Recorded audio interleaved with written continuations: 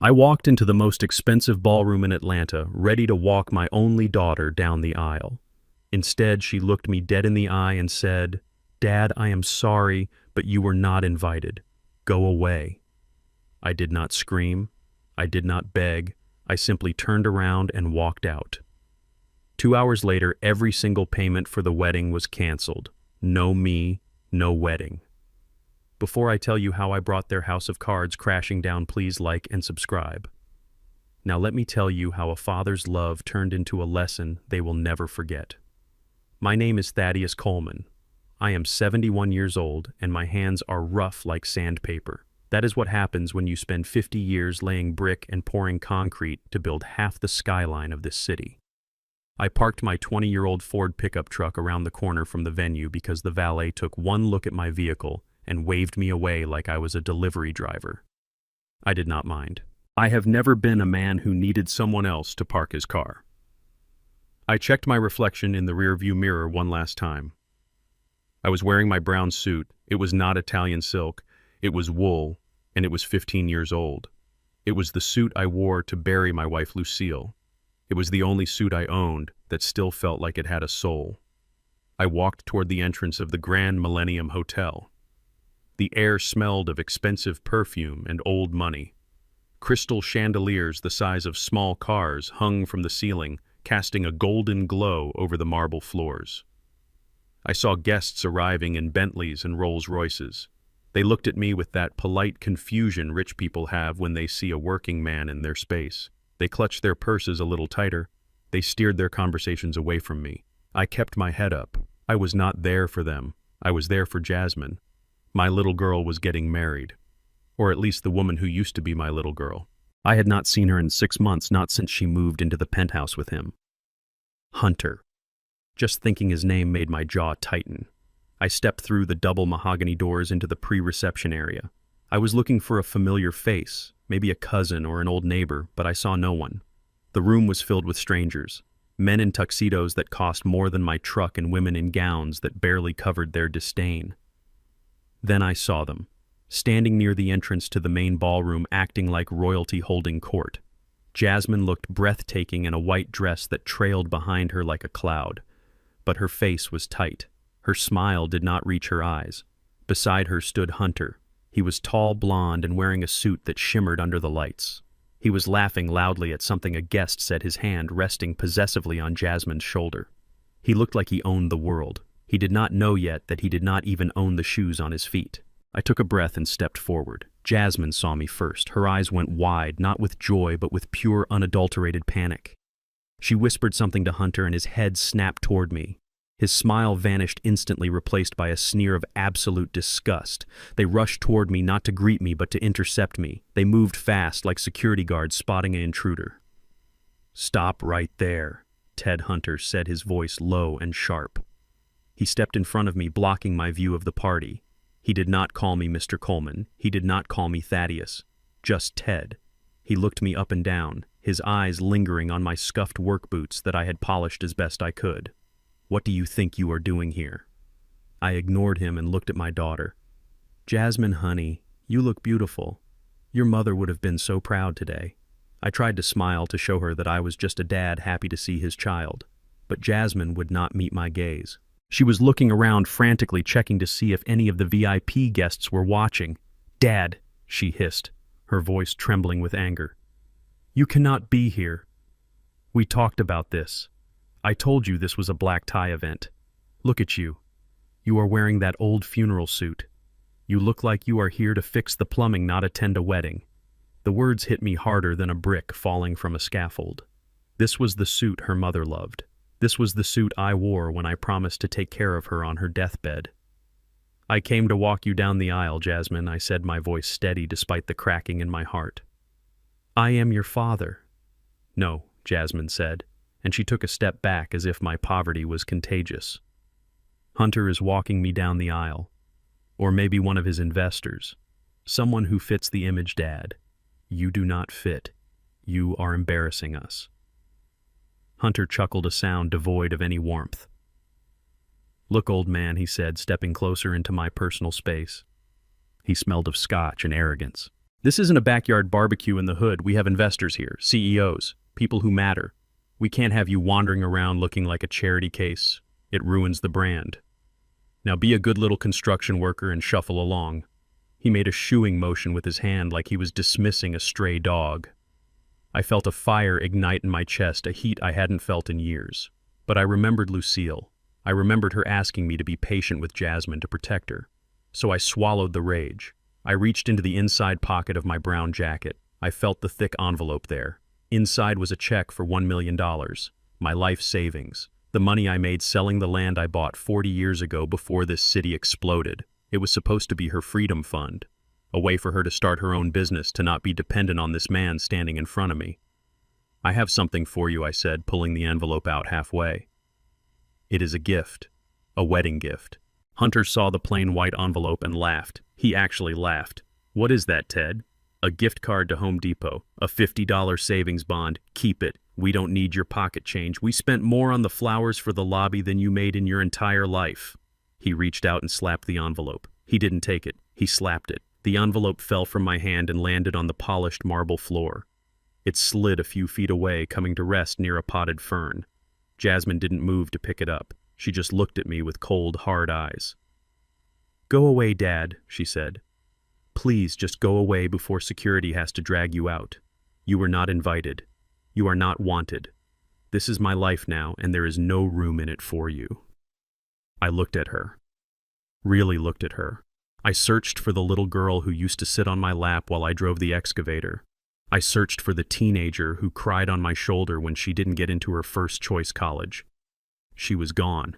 In her place was a stranger in a white dress, a woman who valued the appearance of wealth over the reality of love. "I understand," I said. My voice was quiet. It was the calm before the storm.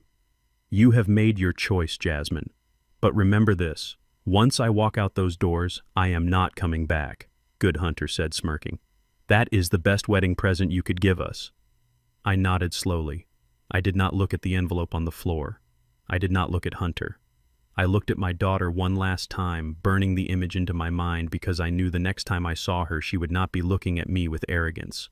She would be looking at me with regret. I turned around. My boots clicked rhythmically on the marble as I walked away. I pushed open the heavy doors and stepped out into the humid Atlanta night. The valet watched me walk to my truck. I climbed into the cab, the familiar smell of old leather and sawdust welcoming me like an old friend. I sat there for a moment watching the lights of the hotel. I could hear the muffled sound of the string quartet starting to play. The ceremony was about to begin. They thought they had won. They thought they had taken out the trash. I reached into my pocket and pulled out my phone. I did not call a taxi. I did not call a friend to cry. I dialed a number I had saved in my contacts months ago when Jasmine first asked me to handle the deposits. "Mr. Coleman," a voice answered on the second ring. It was Mr. Henderson, the event manager. "We are just about to start the procession. Is everything all right?" "Mr. Henderson," I said, my voice as hard as cured concrete, "I am calling to inform you of a change in plans. I am the account holder for the credit line guaranteeing this event, correct?" "Yes, sir, you are the primary financier," Mr. Henderson replied, sounding confused. "Good," I said. "Cancel it. Cancel everything. The catering, the open bar, the venue rental, the flowers. Revoke the authorization on the card ending in 4599 immediately." There was a silence on the other end of the line. Sir Mr. Henderson stammered, "If I do that, the system will automatically flag the event as unpaid. We will have to stop service. The kitchen will not serve the dinner." "I know," I said, leaning back in my seat. "That is the point. But sir, the wedding is starting." "Not anymore," I said. "If I am not a guest, then I am certainly not the bank." "Shut it down, Mr. Henderson. Shut it all down." I hung up the phone. Then I dialed the bank, then the travel agency. I sat in the dark watching the hotel entrance. I waited. It didn't take long. 10 minutes later, the music inside stopped abruptly. The lights in the lobby flickered, and then the screaming started. The real show was just beginning. I sat there in the cab of my 20-year-old Ford F-150, the engine block still ticking as it cooled down in the humid Atlanta night. Through the windshield, I could see the valet parking a white Bentley right where they had refused to let me park. It was almost funny. The leather of my seat was cracked, and the air inside smelled of old coffee and sawdust, but it felt more like home than that Crystal Palace ever could. I pulled my phone from my breast pocket. My hand was steady. A lifetime of laying bricks means your hands do not shake when the work gets heavy, and this was the heaviest work I had ever done. I dialed Mr. Henderson back. The poor man answered on the first ring, his voice trembling with the kind of professional panic that comes when a six-figure commission is on the line. "Mr. Coleman, please tell me this is a negotiation tactic," he pleaded. "The appetizers are already being circulated. The lobster bisque is plated." I looked at the dashboard clock. It was 7:15. I imagined the servers moving through the crowd carrying trays of food I had paid for serving guests who thought I was not good enough to breathe the same air. "Mr. Henderson, listen to me very carefully," I said, my voice low and flat like a trowel smoothing wet cement. "This is not a negotiation. I am invoking Clause 14, Section B of our contract, the clause regarding immediate cancellation by the primary financier." "But, sir, the food cost alone is $40,000, Henderson stammered. "I do not care," I replied. "I want you to cease all operations immediately. Stop the kitchen, close the bar, turn off the lights. The check for $150,000 that I signed yesterday morning is officially void. If you serve one more shrimp cocktail, you are doing it at your own expense." There was a long silence on the line, followed by the sound of a man realizing his worst nightmare was happening in real time. "Do it now, Mr. Henderson, or I will sue you for unauthorized use of funds." I hung up before he could beg again. I did not feel triumph. I felt a hollow ache in my chest, but I pushed it down. The wallet in my pocket felt lighter already, but I was not done. I scrolled down my contact list to the private wealth management line at my bank. I had been a client there for 30 years, since before they had a fancy skyscraper downtown. I knew the night shift supervisor personally. His name was David. When he answered, I skipped the pleasantries. "David, I need to report a lost card," I said. "It is the Platinum Supplementary card ending in 8842, the one issued to Jasmine Coleman." David paused. "Mr. Coleman, that is your daughter's card, the one with the unlimited line. Is everything all right?" "No, David. Everything is not all right," I said, staring at the glowing entrance of the hotel. "I want you to look at the transaction history for the last month. Tell me what you see." I heard the clicking of a keyboard. "Well, sir, I see a charge for $12,000 at the Hermes Boutique in Buckhead, another for $4,000 at Christian Louboutin, a deposit for a private yacht rental in the Maldives." The list went on. Each item was a dagger. I remembered when Jasmine bought that bag. She told me it was an investment. She told me she needed it to fit in with Hunter's world. I had nodded and paid the bill like a fool, thinking I was buying my daughter's happiness. I was not buying happiness. I was funding her arrogance. I was paying for the very tools she used to look down on me. "Freeze it," I commanded. "Not just a temporary hold, David. I want you to mark it as compromised and close the account permanently. If she tries to swipe that card for a pack of gum, I want it to decline." "But sir, she is likely at her wedding right now," David said, his voice full of hesitation. "If I kill the card, it might cause a scene." "That is exactly what I am counting on," I replied.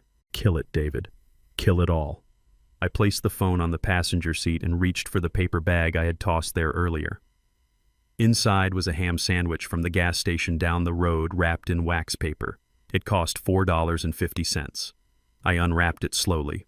The bread was a little stale and the cheese was sweating, but I took a bite anyway.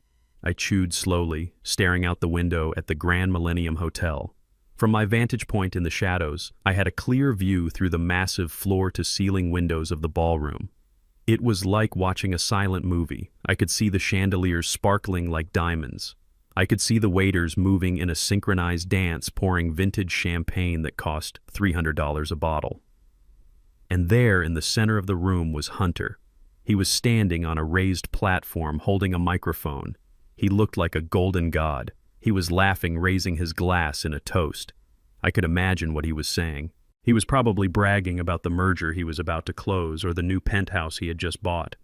He was toasting to a life he had not earned, financed by a man he had just kicked out onto the street.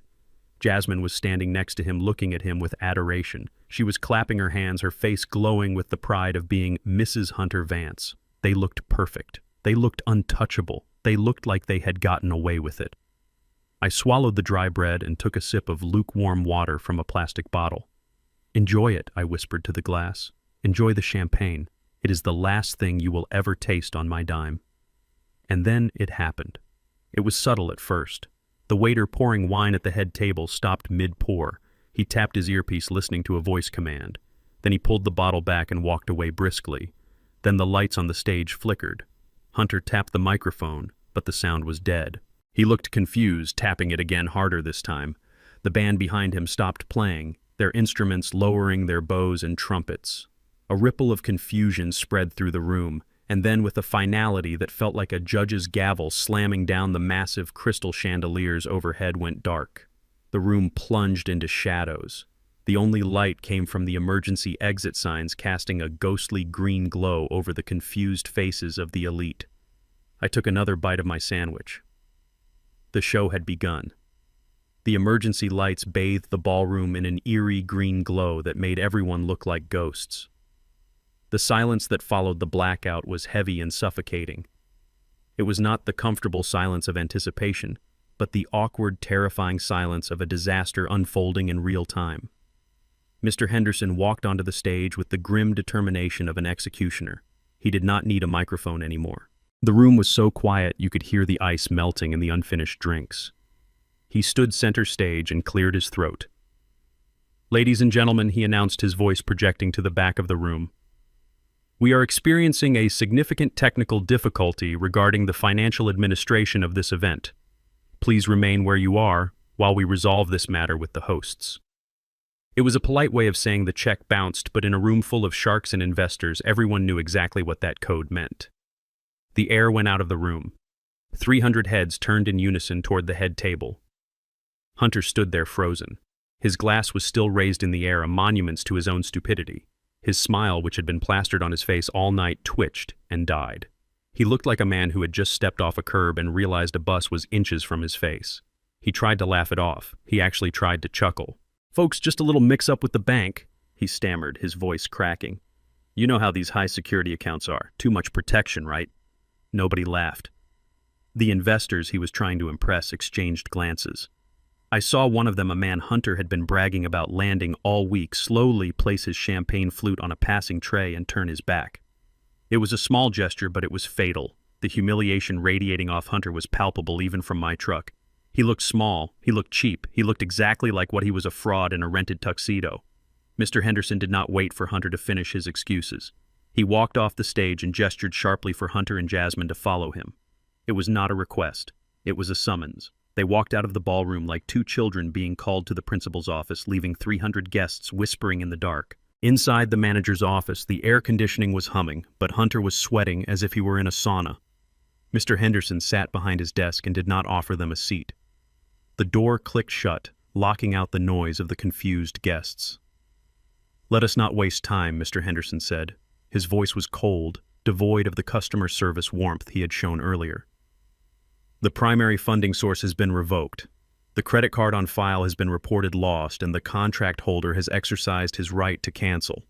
I have a kitchen full of staff, a bar tab running into the thousands, and vendors waiting to be paid." Hunter puffed out his chest, trying to summon the arrogance that had carried him through life so far. "Do not speak to me like that," he snapped. "Do you know who I am? I run a fintech empire. This is a minor oversight. I will have it sorted in 5 minutes. Just turn the lights back on and serve the dinner." Mr. Henderson crossed his arms. "No pay, no play. I need $150,000 right now. Or the only thing being served tonight is disappointment." Hunter scoffed and reached into his jacket pocket. He pulled out a wallet made of ostrich leather and extracted a heavy black metal card. It was the kind of card meant to impress people at dinners, the kind that makes a heavy thud when you drop it on a table. "Put it on this," he said, tossing it onto the desk with a sneer. "And add a $5,000 tip for your trouble." Henderson picked up the card without blinking. He inserted it into the terminal on his desk. The machine whirred for a second. Then it let out a long, sharp beep. Declined. Hunter's face went pale. "Try it again," he demanded. "The chip is faulty." Henderson tried it again. Beep. Declined. "That is impossible," Hunter shouted. He was starting to panic now. He fumbled in his wallet, his hands shaking. "Here, try the Visa Infinite." Henderson took the second card. He swiped it. Beep. Declined. Sweat was now running down Hunter's forehead, dripping onto his silk collar. He pulled out a third card, a platinum business card. "This one has a $500,000 limit," he hissed. "Run it." Henderson ran it. Beep. Declined. The silence in the office was absolute. The little machine sat on the desk like a judge delivering a verdict. Hunter stared at it as if it had personally betrayed him. He had no money. It was all smoke and mirrors. He had been living on credit, and the credit had just run dry. He looked at Jasmine, his eyes wide with fear. He was not the powerful CEO anymore. He was just a broke con artist who had been caught. Jasmine stood in the corner of the office, her hands clutching her designer wedding dress. Her face was a mask of pure terror. She watched her husband fail over and over again. She watched the illusion of their wealthy life disintegrate with every beep of that machine. She realized in that moment that Hunter could not save her. He could not even save himself. She needed a lifeline. She needed the one person who had never let her down, the person she had just kicked out of her life. She grabbed her phone from her clutch. Her long, manicured nails tapped frantically on the screen. I watched from my truck as my phone lit up on the passenger seat. The screen glowed bright in the darkness of the cab. The name Princess appeared along with a picture of her from her high school graduation. She was smiling in that picture, innocent and kind. It felt like looking at a ghost. I picked up the phone. I did not slide the bar to answer. I just looked at it. It vibrated in my hand, a desperate electronic heartbeat pleading for help. I could imagine her on the other end. She was probably crying. She was probably ready to say sorry. She was probably ready to promise me anything if I would just turn the money back on. But an apology born from desperation is not an apology. It is a transaction. And I was done with transactions. I looked at the hotel entrance. I took a sip of my lukewarm coffee. It tasted bitter, but it helped wash down the lump in my throat. The phone kept buzzing. Buzz, buzz, buzz. Each vibration was a reminder of a time I would have dropped everything to save her. When she scraped her knee, when she failed a test, when she crashed her first car. I was always there with my checkbook and my unconditional love. Not tonight. I pressed the button on the side of the phone. The screen went black. The buzzing stopped. The silence in the truck was heavy but necessary. Inside the office, Jasmine stared at her phone in disbelief. The call had gone to voicemail. Her father never sent her to voicemail. He always answered, even when he was on a job site, even when it was late. The realization hit her like a physical blow. He was serious. He was not playing a game. He was not trying to teach her a small lesson. He was gone. She lowered the phone slowly, her hand trembling. She looked at Hunter, who was still arguing with the manager, and then she looked at her reflection in the dark office window. She was a bride with no wedding, a daughter with no father, and for the first time in her life she was completely and utterly alone. The darkness of the room seemed to swallow her whole as the reality of her choices finally settled in. "Dad is not coming," she whispered to the empty air. "Dad is not coming back." The door to the manager's office flew open, and the Hunter who walked out was not the man my daughter married. The polished CEO mask had melted away completely, leaving behind a frightened, vicious boy. He was not whispering anymore. He was screaming. I could see the veins bulging in his neck from 50 yards away in the parking lot. He cornered Jasmine against a marble pillar in the lobby. His finger was in her face, poking the air violently. I could not hear every word through the glass, but I can read body language better than I can read a blueprint. He was blaming her. He was telling her that she was useless. I saw her recoil, her lip trembling as she tried to shrink away from him. He grabbed her arm, not with love, but with a grip that was meant to hurt. "You had one job," he seemed to be screaming. "Just keep the old man happy until the check clears. You could not even do that." She tried to touch his chest to calm him down, to remind him that they were in public, but he swatted her hand away like it was a fly. This was the real Hunter, the man who valued people only for what they could provide. Now that the ATM was broken, he was kicking the machine. It was painful to watch, but I did not look away. Jasmine needed to see this. She needed to see the monster she had chosen over her own flesh and blood. She needed to see that his love was just as fake as the credit limit on his black card. The rot spread through the ballroom faster than black mold in a damp basement. The guests were not stupid. They saw the lights go out. They saw the manager escort the bride and groom away like criminals. And now they saw the violent argument in the lobby. The exodus began. It started with the older folks, the ones who had seen enough pretenders in their lives to know when the show was over. They collected their coats and signaled for their cars. Then the whispers started. a toxic hum of gossip that filled the silence left by the band. I saw women leaning in close to each other, covering their mouths with manicured hands, their eyes darting toward my daughter. They were not sympathetic. They were entertained. This was the best drama they had seen all year. But the killing blow came from the man Hunter had been chasing all night. The investor. He was a silver-haired man in a tuxedo that fit him like a second skin. Hunter saw him heading for the door and broke away from Jasmine. He ran to him, practically tripping over his own feet. I saw Hunter pleading, his hands clasped together. He was probably trying to explain it away as a banking error, a simple misunderstanding. The investor did not stop walking. He looked at Hunter with a cold, flat stare that said everything. He knew. He knew there was no capital. He knew the fintech empire was built on credit and lies. He shook his head once, a small, dismissive movement, and walked out the door past the valet and into the night. Hunter stood there alone in the middle of the lobby, watching his $2 million deal drive away in a town car. That was the moment the dam finally broke. Hunter turned around. His face twisted in a mask of pure, unadulterated rage. He needed to hit something. He needed to destroy something to make himself feel powerful again. His eyes landed on a massive Ming-style vase standing on a pedestal near the entrance. It was a beautiful piece, blue and white, and probably worth more than $5,000. He roared a sound of pure frustration and shoved the pedestal over. The crash was deafening.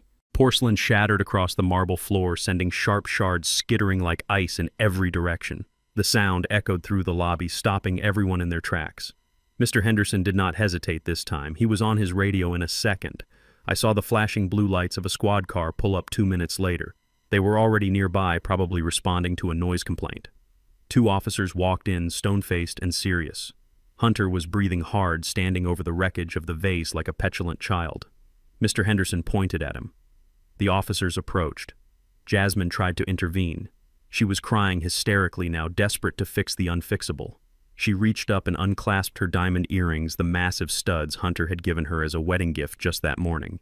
She thrust them at Mr. Henderson, begging him to take them as collateral for the damage. Henderson took one, looked at it under the bright lobby light, and handed it back with a look of absolute pity. "These are cubic zirconia, ma'am," he said, his voice flat. "They are glass. They are worth maybe $20. Jasmine froze. She looked at the earrings in her palm, then at Hunter. The realization washed over her face. Even the diamonds were a lie. The police grabbed Hunter's arms, pulling them behind his back. He did not fight them. He looked defeated. He looked small. And as they led him out past his weeping wife holding her fake diamonds, I started the engine of my truck. The lesson was just beginning. It was 2 in the morning when the war came to my doorstep. I was sleeping the kind of deep, dreamless sleep that only comes when your conscience is clean and your debts are paid. My house is small, a 3-bedroom ranch on the outskirts of Atlanta, built with my own hands 40 years ago. It does not have marble floors or crystal chandeliers, but the roof does not leak and the walls are solid brick, much like the man who lives inside them. The silence was broken not by a knock, but by a pounding that shook the window frames. It sounded like someone was trying to kick the door off its hinges. I did not panic.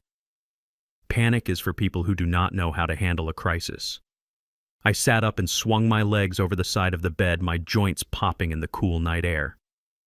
I reached into the nightstand drawer, but I did not grab a gun. I grabbed my glasses. I knew who it was. I walked down the hallway, pulling my robe tight around me. The pounding did not stop.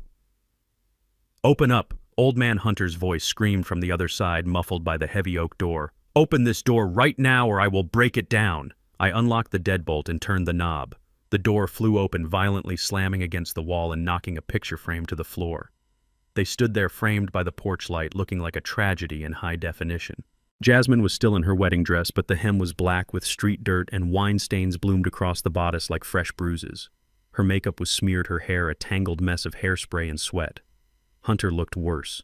His tuxedo shirt was torn at the collar and his face was flushed a deep, angry red. He smelled of stale sweat and cheap whiskey. They did not look like newlyweds coming home from a party. They looked like fugitives running from a crime scene. Hunter did not wait for an invitation. He stormed into my living room, pacing back and forth like a caged animal. "You ruined everything," he shouted, spinning around to face me. His eyes were wild, bloodshot, and wide with adrenaline. "Do you have any idea what you did tonight? You humiliated me. You destroyed my reputation in front of the most important people in this city. You owe me millions, old man. Millions." I stood my ground by the fireplace, my arms crossed over my chest. I did not move. I did not flinch. I looked him up and down with the same cold appraisal I would give a cracked foundation. "I do not owe you a dime, Hunter," I said calmly, my voice steady. "Get out of my house." That broke him. The calm, the authority. He let out a roar of frustration and lunged at me. He raised his fist, aiming for my face. He saw an old man. He saw gray hair and a bathrobe. He saw a victim. He forgot what I did for a living. He forgot that while he was pushing papers and clicking buttons, I was lifting cinder blocks and bending rebar for 12 hours a day. I did not step back. I stepped forward. As his fist came down, I caught his wrist in my left hand. My grip was like a vice hardened by 50 years of labor. I twisted his arm behind his back in one fluid motion, using his own momentum against him. He yelped in pain and surprise, stumbling forward. I kicked the back of his knee and he crumpled to the floor face first onto the rug Lucille had crocheted. I pressed my knee into his back, pinning him down with effortless weight. He thrashed and cursed, but he was helpless against the strength of a man who built skyscrapers. "Stay down, boy," I growled into his ear.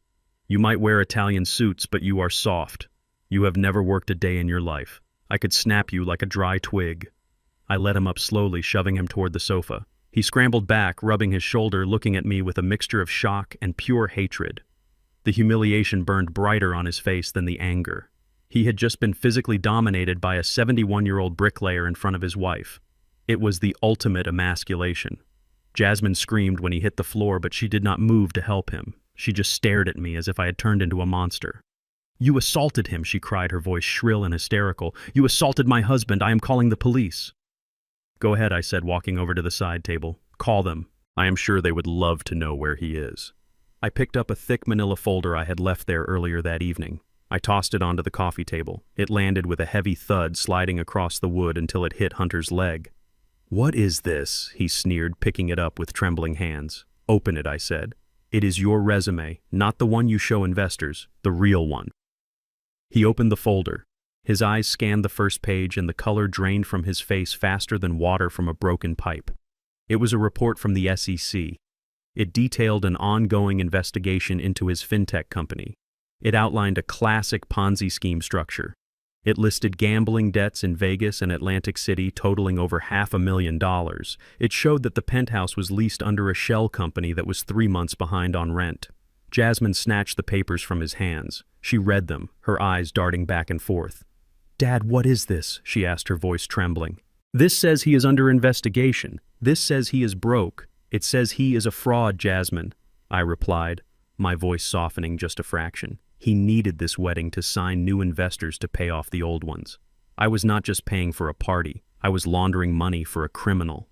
Jasmine looked at Hunter. He was not denying it. He was just staring at the floor, sweating. "Tell him he is lying." "Hunter," she begged. "Tell him this is fake." Hunter looked up, his eyes cold and desperate. "It is complicated, Jasmine," he said. "Business is complicated. Your father does not understand finance. He is just a jealous old laborer trying to tear us apart." He reached for her hand. "Baby, you know me. We are a team. Do not let him win." Jasmine looked at the papers, then at me, then at Hunter. She was standing at a crossroads. One path led to the truth, but it meant admitting she had married a failure and that her father was right. The other path was a lie, but it let her keep her pride. She dropped the papers on the table. "You are lying," she spat at me, stepping closer to Hunter. "You forged these. You just hate that I married a white man who is successful. You want me to be miserable like you." I looked at her, and I saw my little girl die right there in my living room. I did not argue. I did not fight. I just pointed to the door. "Get out," I said. "Take your husband and get out." Jasmine stood there in my living room, surrounded by the wreckage of her wedding night and the evidence of her husband's crimes, and she made a choice. She chose to hurt me. She knew she could not win with logic. She knew the papers on the table were real, so she reached into the darkest part of our history and pulled out a weapon she knew would cripple me.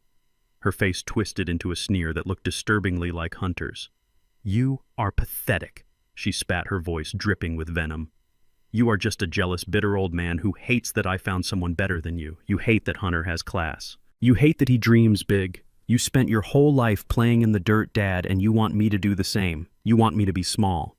I did not speak. I just watched her. She stepped closer, her eyes burning with a hatred I had never seen before.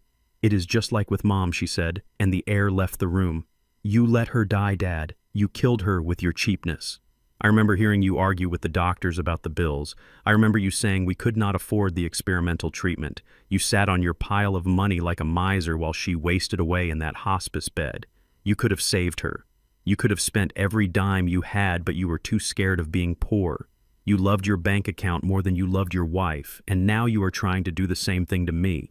You want to destroy my happiness because you are too cheap to pay for it." Her words hit me like a sledgehammer to the chest. My breath caught in my throat. She was rewriting history. She was taking the most painful, tragic moment of my life and twisting it into a weapon. She did not know. She did not know that I had sold my construction company for pennies on the dollar to pay for Lucille's chemotherapy. She did not know I had mortgaged this very house 3 times. She did not know that the arguments with the doctors were not about money, but about them telling me there was nothing left to do while I begged them to try one more thing.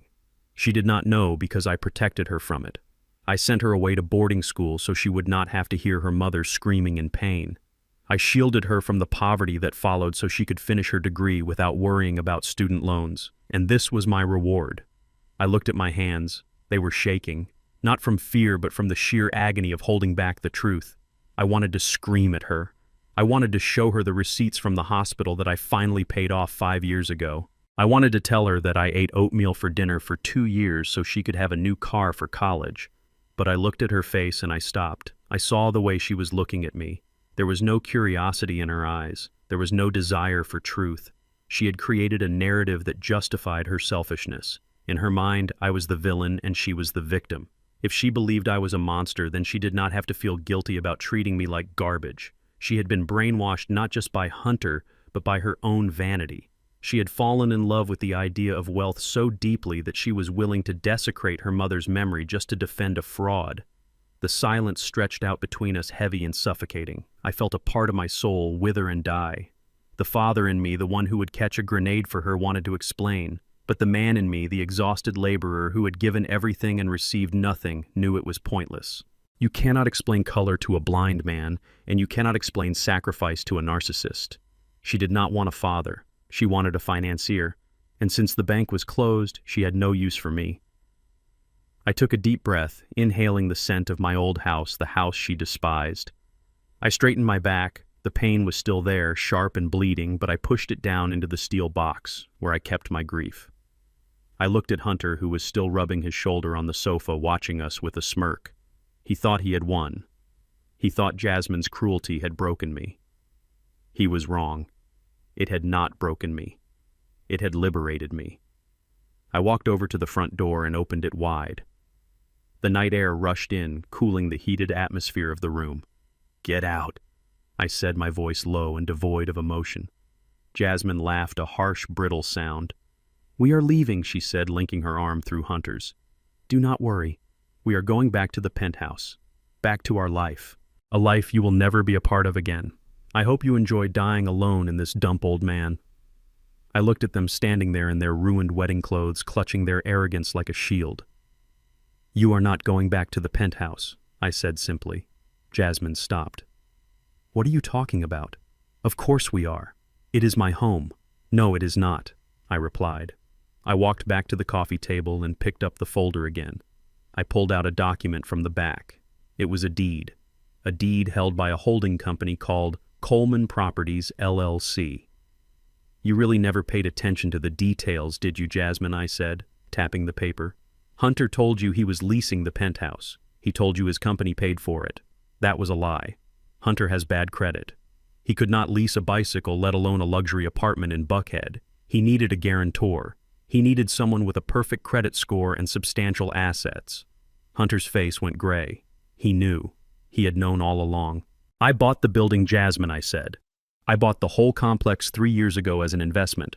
When Hunter needed a place to impress you, I let him move in. I set up a lease agreement under his company name, but I am the landlord. And guess what? You are 3 months behind on rent." Jasmine stared at me, her mouth opening and closing. "You own the building," she whispered. "I do," I said. "And as the landlord, I am evicting you. Tonight. You have violated the terms of the lease by conducting illegal business activities on the premises. I have already notified building security. They are changing the locks as we speak. Your key cards will not work." "You cannot do that," she shrieked. "That is illegal. You have to give us 30 days' notice." "Read the lease, Jasmine," I said coldly. Clause 19. Immediate termination for criminal activity. The SEC investigation is public record now. You are out. She looked at Hunter for help, but he was staring at the floor defeated. He knew the game was up. Jasmine's eyes darted around the room looking for a lifeline. Then she sneered. "Fine," she spat. "Keep your stupid apartment. We will go to a hotel. We will drive there in my Mercedes. At least I have my car. You cannot take that." I almost laughed. It was a sad, tired laugh. "Your Mercedes?" I asked. "The white G-Wagon with the custom interior. The one Hunter bought you for your birthday last year." "Yes," she said, lifting her chin defiantly. "It is in my name." "Is it?" I asked. I walked over to the desk in the corner and pulled out a spare set of keys. I held them up. The Mercedes logo glinted in the lamplight. "Hunter did not buy that car, Jasmine. He put down a deposit using a check that bounced a week later. The dealership called me because I had co-signed for your first Honda Civic 10 years ago, and I was still on your file. To keep you from being arrested for grand theft auto, I paid off the car. I put it under the company fleet insurance to save money." I took a step closer to her. "Look at the registration in the glove box, Jasmine. Look at the title. It does not say Jasmine Coleman. It says Coleman Construction. You are listed as an authorized driver. Just an authorized driver." I dangled the keys in front of her face. "And as the owner of the vehicle, I am revoking your authorization, effective immediately." Jasmine reached for the keys, but I pulled them back. "No," I said. "You are walking." She looked at me with pure horror. She was stripped bare. No home, no car, no money, no husband worth a damn. She had nothing. "You are a monster," she whispered, tears finally spilling over her cheeks. "You are ruining my life." "I did not ruin your life, Jasmine," I said, my voice hard as granite. "I just stopped paying for the fantasy. Now get out of my house, get off my property, and do not come back until you learn how to be a human being." Hunter scrambled up from the sofa and grabbed Jasmine's arm, dragging her toward the door. He wanted to get away from me, away from the truth. They stumbled out onto the porch into the darkness of the early morning. I watched them walk down the driveway, their expensive shoes crunching on the gravel. They looked like ghosts fading into the mist. I closed the door and locked the deadbolt. The sound was final. I was alone in the house my wife and I had built. It was quiet. It was empty. But for the first time in a long time, it felt clean. I woke up the next morning to find out I was the most hated man in Atlanta without even leaving my front porch. My phone was buzzing so hard against the nightstand I thought it might shatter the wood. It was not calls this time, it was notifications. Thousands of them. I opened social media and there they were. Jasmine and Hunter were live streaming. They were sitting on the edge of a bed in a motel room that looked clean enough, but clearly was not the Ritz. The lighting was carefully arranged to make them look pale and exhausted. Jasmine was weeping softly, dabbing at her eyes with a tissue while Hunter had his arm around her, looking into the camera with the somber expression of a man who had survived a war. They were telling a story, but it was not the story of what happened. It was a fairy tale of victimhood. Hunter spoke first, his voice low and grave. He told the world that I was a toxic narcissist. He said I had financial control issues. He said I had promised them a wedding and a home only to pull the rug out from under them because I was jealous of his success. Then he played the card I knew was coming. He looked straight into the lens and said that I hated him because he was white. He said I could not stand seeing my black daughter with a successful white man, so I tried to destroy them financially to teach them a lesson in racial loyalty. It was a lie so bold and disgusting it almost made me laugh. Jasmine nodded along, confirming every word. She told the camera that I had abused her emotionally her whole life, holding money over her head like a weapon. She did not mention the Ponzi scheme. She did not mention the insults about her mother. The comments section was rolling by so fast it was a blur. People who did not know me were calling for my head. They called me a monster. They called me a racist. They said they would boycott my construction business, which was funny since I had been retired for 5 years. The internet mob had lit their torches and my daughter had handed them the matches. I drove into the city an hour later to meet Sarah. Sarah has been my lawyer for 20 years. She is a shark in a skirt, a woman who can smell blood in the water from 3 miles away. When I walked into her office, she was already pacing. Her face was red. She had the live stream playing on a tablet on her desk. "Thaddeus, this is defamation per se," she said, without even saying hello. She pointed a manicured finger at the screen. "They are lying about your business practices. They are accusing you of hate crimes, essentially. We can sue them for libel. We can get an injunction to shut this down within the hour. Let me draft the cease and desist. I want to bury them." I sat down in the leather chair opposite her and placed my hat on my knee. I watched Hunter on the screen. He was asking for donations now. He had set up a crowdfunding page to help them recover from the trauma of being homeless on their wedding night. The donations were trickling in $5 here, $10 there. "No, Sarah," I said calmly. "Do not send a letter. Do not file an injunction." Sarah stopped pacing. She looked at me like I had lost my mind. "Thaddeus, they are destroying your reputation. They are painting you as a villain. If we do not respond, it looks like an admission of guilt." "Let them talk," I replied, leaning back. "Let them tell their story. Let them get comfortable in the spotlight. Right now, they are just 2 kids crying on the internet. If I sue them now, I look like the bully they say I am. I want them to feel safe. I want them to think they are winning. When you climb a ladder, Sarah, you have to go high enough that the fall breaks your neck. They are only on the 2nd rung. Let them climb." Sarah stared at me for a long moment, then she slowly sat down. A small smile played on her lips. "You are a scary man, Thaddeus Coleman," she said. I shrugged. "I am just a bricklayer, Sarah. I know that you cannot knock down a wall until it is fully built." The knock on my door came 2 days later. It was not the police this time. It was a process server. He was a sweaty man in a short-sleeved shirt who looked like he wanted to be anywhere else. He mumbled my name, thrust a thick packet of papers into my hand, and practically ran back to his car. I stood on the porch and opened the envelope. It was a lawsuit. Hunter and Jasmine were suing me. I flipped through the pages reading the legal jargon. They were suing for breach of oral contract regarding the wedding funding. They were suing for intentional infliction of emotional distress. They were suing for unlawful eviction from the penthouse. And then I saw the number, $5 million. They were demanding $5 million in damages. Hunter had signed the complaint himself. He probably thought this was his masterstroke. He thought I was just an uneducated laborer who would see a court seal and panic. He thought I would be so terrified of a judge that I would open my checkbook and settle just to make it go away. He thought he was playing chess against a man who only knew how to play checkers. I laughed. It was a deep belly laugh that echoed off the siding of my house. Hunter did not understand the legal system. He did not understand that by filing this lawsuit, he had just given me the greatest gift possible. He had given me the right to discovery. That meant I could subpoena his financial records. I could depose his investors. I could force him to testify under oath about every single dollar he had stolen and every lie he had told. He had just opened the door to his own destruction and invited me inside. I walked into the kitchen and picked up the phone. "Sarah," I said when she answered, "get your team ready. They just sued me for $5 million. I could hear the smile in her voice. "Send me the papers, Thaddeus. It is time to go to work."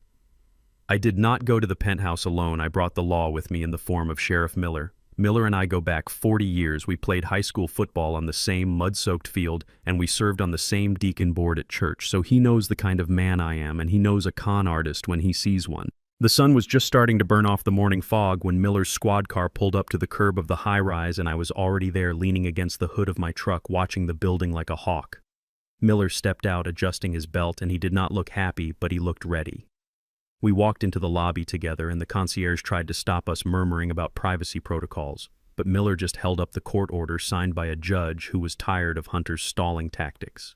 We rode the elevator in silence, the numbers ticking up to the 42nd floor, and when the doors slid open, we did not knock. Miller used the master key.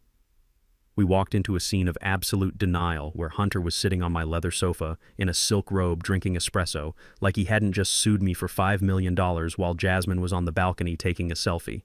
They looked up startled and Hunter stood up spilling his coffee, demanding to know the meaning of this, trying to summon his usual arrogance. Miller didn't blink. He simply told Hunter Vance he was hereby served with an immediate order of eviction for illegal occupancy and criminal misuse of property, and that he had 10 minutes to vacate the premises before anything left behind became the property of the landlord.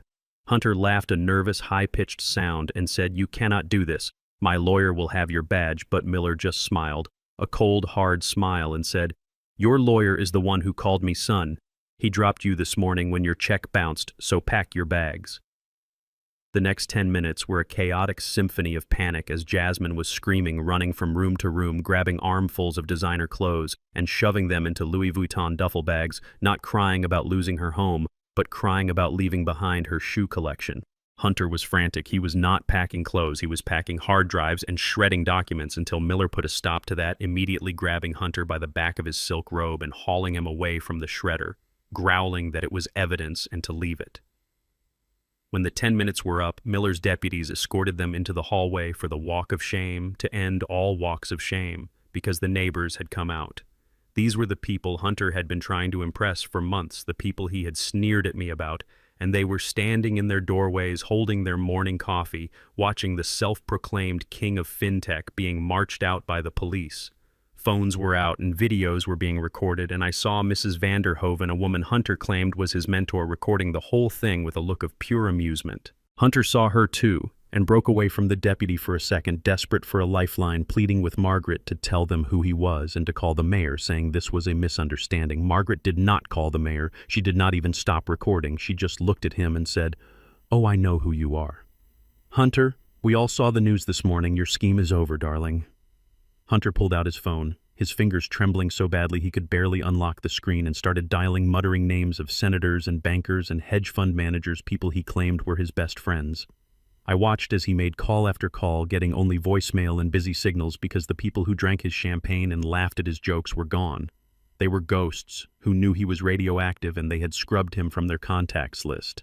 He was screaming into the phone now, begging anyone to answer, begging for a loan, begging for a favor. But silence was the only answer he got until the deputies finally grabbed his arms and pushed him into the elevator while Jasmine followed sobbing into her handbag, leaving me behind to change the locks.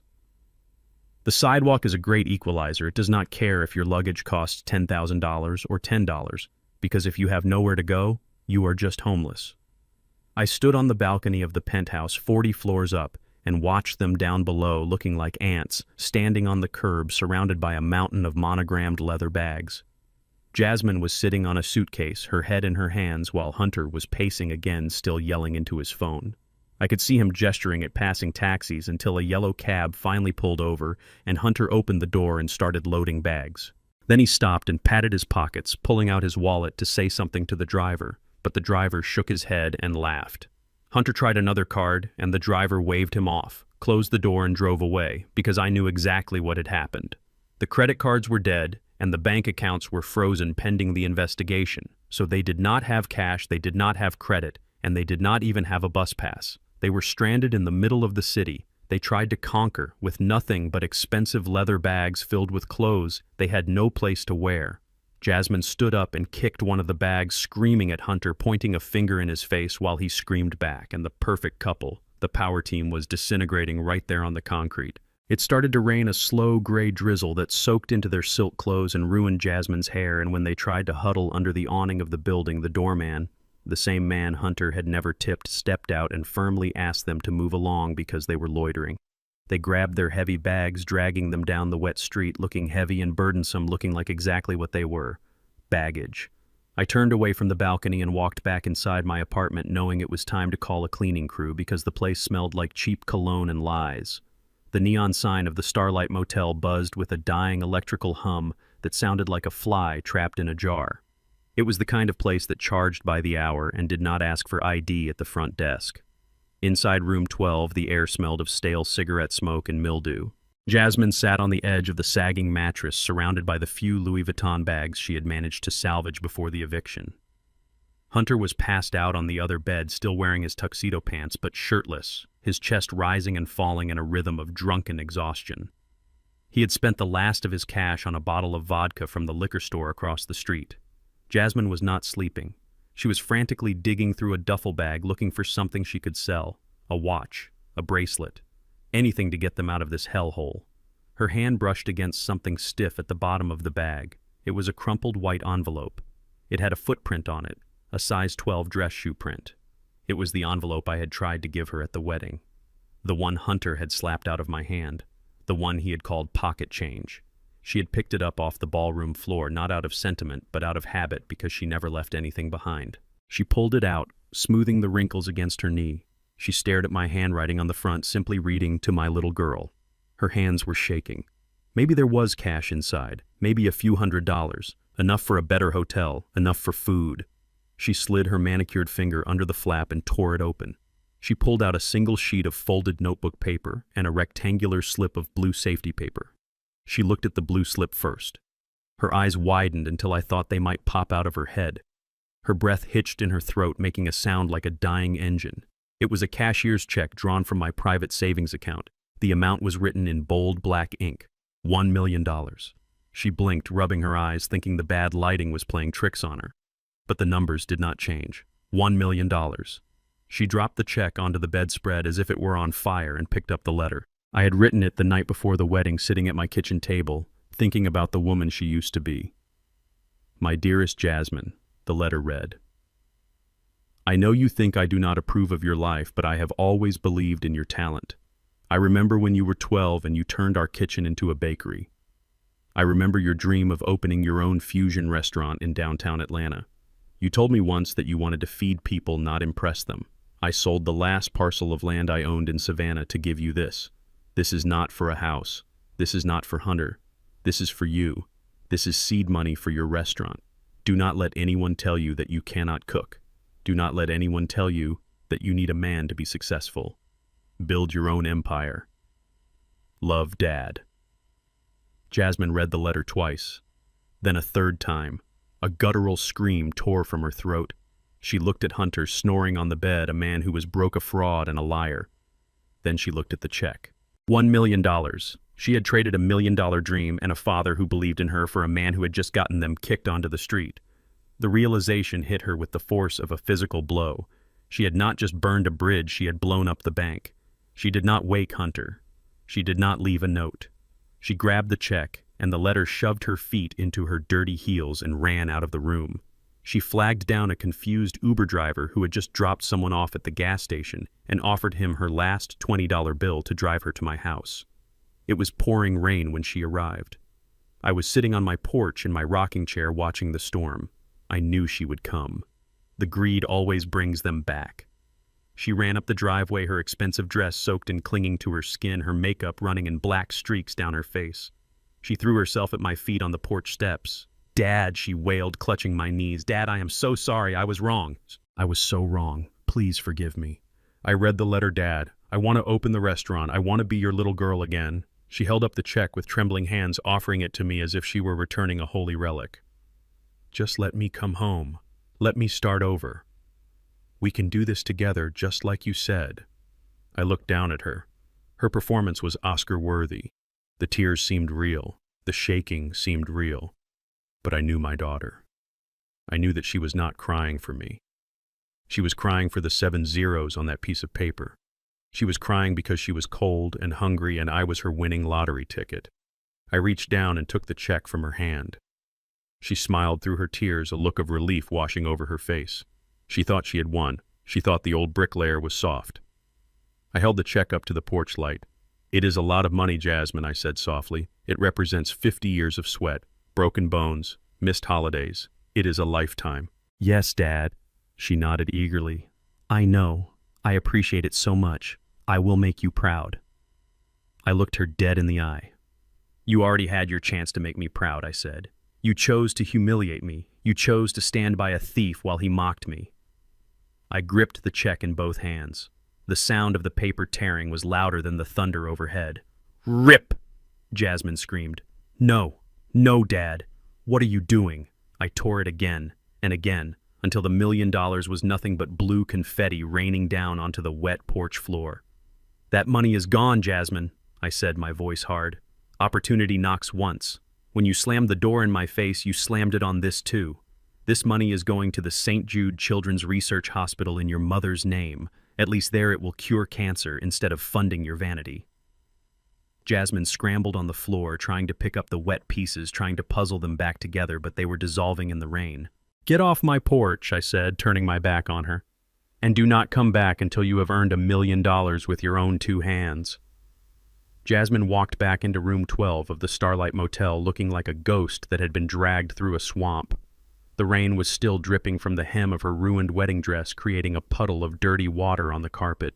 Hunter was sitting up on the bed now, his eyes bloodshot and focusing on her empty hands. He did not ask if she was okay. He did not ask why she was crying. He looked at her hands, then at her pockets, then back at her hands. "Where is it?" He rasped, his voice thick with vodka. "Where is the check, Jasmine?" She stood there shivering, her arms wrapped around herself, trying to hold her shattered pieces together. He tore it up. She whispered, her voice barely audible over the hum of the air conditioner. "He tore it up, Hunter. It is gone. He offered me the money, and then he destroyed it right in front of me. It is all gone. All." Hunter stared at her for a second, processing the information. Then the explosion came. He launched himself off the bed with a speed that defied his drunkenness. He grabbed her by the shoulders, shaking her so hard her head snapped back. "You let him tear it up," he screamed, spit flying into her face. "You stupid, useless girl. You had one job. Go get the money. That was it. And you let a senile old man tear up our ticket out of here." Jasmine tried to pull away, sobbing, begging him to stop, but he was not listening. The rage took over. He raised his hand and struck her across the face. It was a backhanded blow that sent her sprawling onto the stained carpet. Her lips split and blood trickled down her chin, staining the white lace of her dress red. She curled into a ball, expecting more, but Hunter turned away, pacing the small room like a caged tiger, kicking the furniture and throwing the lamp against the wall. He stopped pacing abruptly, his eyes fixing on the cracked mirror above the dresser. A dark realization seemed to settle over him, calming his physical rage but igniting something much colder in his mind. He turned back to Jasmine, who was still on the floor, holding her bleeding lip. "Get up," he commanded. "We are not done. There is another way." Jasmine looked up at him through her swollen eye, terrified. "What do you mean?" she asked. "Your father is old school," Hunter said, his voice dropping to a whisper. "He does not trust banks. He never did. I remember you telling me stories about how he used to pay his day laborers in cash every Friday. He keeps a safe in the house, doesn't he? A floor safe in the study under the rug." Jasmine froze. She remembered the safe. She knew exactly where it was. She knew that I kept emergency funds there for payroll and supplies, a habit from 40 years in construction that I never broke. But the thought of stealing from me directly, of breaking into my home after everything that had happened, made her stomach turn. "I cannot do that, Hunter," she said, shaking her head. "He has cameras. He has an alarm. I cannot steal from him." Hunter knelt down in front of her. He was not hitting her now. He was smiling, and it was the most terrifying thing she had ever seen. "You can do it, and you will do it," he said, "because you know the code. You told me once it is your mother's birthday." Jasmine shook her head again, backing away until she hit the wall. "No, Hunter. I will go to jail. I will lose him forever." Hunter reached into his pocket and pulled out his phone. He tapped the screen a few times and then turned it around to face her. On the screen was a video. It was intimate. It was private. It was something Jasmine had sent him 6 months ago when he was away on a business trip that never existed. It was meant for his eyes, only a moment of vulnerability and trust between a wife and her husband. "Look at this," Jasmine, Hunter said, his voice silky and cruel. "You look so pretty here, so eager to please. It would be a shame if this ended up on the internet. It would be a shame if your old church friends saw this, or your former boss, or your father." Jasmine gasped, reaching for the phone, but he pulled it back. "Do not touch it," he warned. "It is backed up on the cloud." "One click, Jasmine. One click and everyone sees everything. Think about your reputation. Think about the shame. You think losing a wedding is bad? Wait until you lose your dignity." He leaned in close, his breath smelling of rot and alcohol. "You are going to go to that house. You are going to open that safe. And you are going to bring me every single dollar inside. Or I promise you, by tomorrow morning, you will be the star of every adult website in America." Jasmine looked at the phone, then at Hunter. She saw the monster clearly now. There was no love left. There was no partnership. There was only leverage. She felt the trap closing around her neck, tight and suffocating. She thought about the video spreading through her community. She thought about me seeing it. The shame was a physical weight pressing down on her chest. She was cornered. She was a rat in a maze with no exit. "Okay," she whispered, her spirit finally breaking completely. "Okay, I will do it. Just please do not post it." Hunter smiled and patted her cheek, the same cheek he had slapped moments ago. "Good girl," he said. "Now clean yourself up. We have a robbery to commit." Jasmine stood up on shaky legs and went into the bathroom. She looked at her reflection in the dirty mirror. Her lip was swollen. Her dress was ruined. Her eyes were dead. She washed the blood off her face, but she knew she could never wash away the stain of what she was about to do. She walked out of the bathroom, leaving her conscience behind in the sink. She was no longer Jasmine Coleman. She was just a pawn in a game she had already lost. The house was silent as a tomb when she entered through the back kitchen door. I had left it unlocked. It was not carelessness. It was a test. A final heartbreaking test that I prayed she would fail to take. Jasmine crept through the hallway of her childhood home, her footsteps muffled by the carpet I had installed 20 years ago to cushion her toddler falls. She was shaking so badly I could hear her breath hitching in the darkness. She moved like a stranger in a place that used to be her sanctuary. She knew exactly where to go. She bypassed the living room and went straight to my study, the small room with the oak desk where I used to pay bills and count the weekly payroll cash for my crew. She knelt on the floor, her expensive ruined dress pooling around her knees. Her hands fumbled with the corner of the Persian rug, pulling it back to reveal the steel face of the floor safe. It was an old safe, heavy and stubborn, just like me. She reached for the dial. Her fingers trembled as she spun the numbers. She did not need to write them down. She knew them by heart. 04 1265. April 12, 1965. Her mother's birthday. The date of the woman who had loved her more than life itself. The fact that she was using Lucille's birthday to rob me was a knife twisting in my gut. I heard the tumblers click into place. It was a mechanical sound that echoed in the silence. The handle turned. The heavy steel door creaked open. Jasmine let out a sob of relief, reaching into the dark hollow of the safe, expecting to find stacks of cash. Her hand brushed against the cold metal bottom. It was empty. There was no money. There was only a single sheet of paper lying in the center. She pulled it out, squinting in the dark to read it. It was a note in my handwriting. It said simply, "I am disappointed." The moment she read those words, the world exploded around her. I pressed the button on the remote I was holding. A deafening siren ripped through the air, wailing like a banshee. It was a new system, industrial grade, loud enough to wake the dead in the cemetery 3 miles away. Simultaneously, the floodlights I had installed in the corners of the study ceiling blazed to life. They were blinding white LEDs that washed out every shadow, exposing her completely. Jasmine screamed, dropping the note and curling into a ball on the floor, covering her ears against the noise. She looked small and pathetic, a deer caught in the headlights of a semi-truck. I walked out from the shadows of the hallway and stood at the top of the staircase, looking down into the open study door. I did not look angry. I did not look scary. I just looked tired. I looked at the daughter I had raised stealing from me in the middle of the night, and I felt the final tether between us snap. She looked up, her eyes squinting against the glare, and saw me. "Dad," she mouthed, the word lost in the screaming of the siren. "Dad, please help me." I did not move. I did not turn off the alarm. I let it ring. I let it announce her crime to the world. I watched her scramble backward, away from the empty safe, away from the evidence of her betrayal, but there was nowhere to go. The trap had snapped shut, and she was the one who had walked into it. Blue and red lights flashed through the front windows, joining the chaos of the strobe lights inside. I had called them 5 minutes ago when the motion sensors in the kitchen first alerted me to an intruder. The front door burst open. 3 officers stormed in, their weapons drawn, shouting commands that were barely audible over the alarm. I finally pressed the button to cut the siren. The sudden silence was heavier than the noise. "Get on the ground," an officer shouted at Jasmine. She froze, paralyzed by fear and confusion. I said, "Get on the ground." Jasmine slowly lowered herself to the hardwood floor, sobbing hysterically. "Dad, tell them," she screamed. "Tell them I live here. Tell them it is a mistake." The officer looked up at me, standing on the landing. "Sir, is this woman authorized to be here?"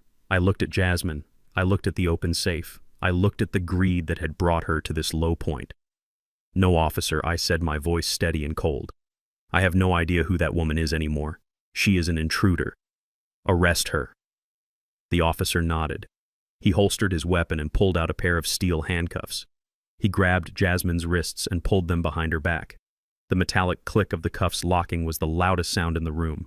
Jasmine wailed, thrashing against the restraint. "Dad, you cannot do this. I am your daughter.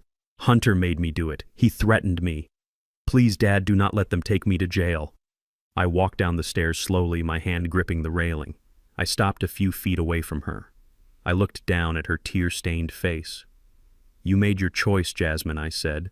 "You chose a thief over your father. You chose to break into my home. You chose to dishonor your mother's memory by using her birthday as a tool for theft." The officer pulled her to her feet. "We will take her to the county lockup, sir," the officer said. "Do you want to press charges?" "Yes," I said without hesitation. "Breaking and entering. Attempted grand larceny. Press every charge you can." Jasmine's eyes went wide with horror. "You are going to let me go to prison," she whispered. "I am not letting you go to prison, Jasmine," I replied. "I am sending you to school. You never learned the value of hard work. You never learned the value of loyalty. Maybe a concrete cell will teach you what I could not." I turned my back on her as the officers began to drag her toward the door. "Dad!" she screamed one last time. "Bail me out. Please, just pay the bail." I stopped and looked over my shoulder. "My wallet is closed, Jasmine," I said. "You wanted my money so badly that you were willing to steal it. Now you can sit in a cell and think about what it really costs." I watched them haul her out into the night, the flashing lights painting her white dress in shades of criminal red and blue. I closed the front door and locked it. I was alone again, but this time I did not feel lonely. I felt like a man who had finally done the hardest job of his life. I went to the kitchen and poured myself a glass of water. My hands were steady. The lesson had been delivered. Now it was up to her to learn it. Hunter was watching from the tree line at the edge of my property when they brought Jasmine out in handcuffs. He was hiding in the shadows of the old oak trees like a coyote waiting for a scrap of food. He saw the flashing lights reflecting off the wet pavement. He saw his wife, the woman he had promised to love and cherish, being shoved into the back of a squad car. A real man would have stepped forward. A real man would have taken responsibility for the monster he had created. But Hunter was not a real man. He was a parasite who had lost his host. I saw movement in the bushes as the police cruiser pulled away. I pointed it out to the officer on my porch, but by the time they shone their flashlights into the woods, he was gone. He had run. He had abandoned Jasmine the second she became a liability instead of an asset. He took off into the night on foot, leaving her to face the consequences of his coercion alone. The police issued an immediate bulletin. Hunter Vance was now a fugitive wanted for questioning in connection with the attempted burglary and the massive fraud scheme the SEC was unraveling. He had no money. He had no car. He had no friends. He was a rat cornered in a city he used to think he owned. I went back inside and sat by the window, but I did not sleep. I knew rats were most dangerous when they were starving. I knew he was not done with me. He blamed me for everything. In his twisted mind, I was the reason he was cold and hungry. I was the villain who had ruined his perfect con. The next night, the air was thick and heavy with humidity. I had not turned on a single light in the house. To anyone watching from the street, it looked like the home of an old man who had gone to bed early to escape his grief. But inside the house was awake. I sat in my armchair in the living room, a baseball bat resting against my knee, not because I intended to use it, but because it felt good to have something solid in my hands. I was not alone this time. After Jasmine's arrest, I had called Sarah, my lawyer. She did not just send paperwork, she sent protection. A private investigator named Mike was parked down the street in an unmarked sedan, and another man was stationed in my backyard, blending into the darkness. We knew Hunter would come back. A man like that does not flee the state he tries to destroy the evidence of his failure. Around 3 in the morning, the silence was broken by the soft crunch of footsteps on gravel. It was a clumsy sound.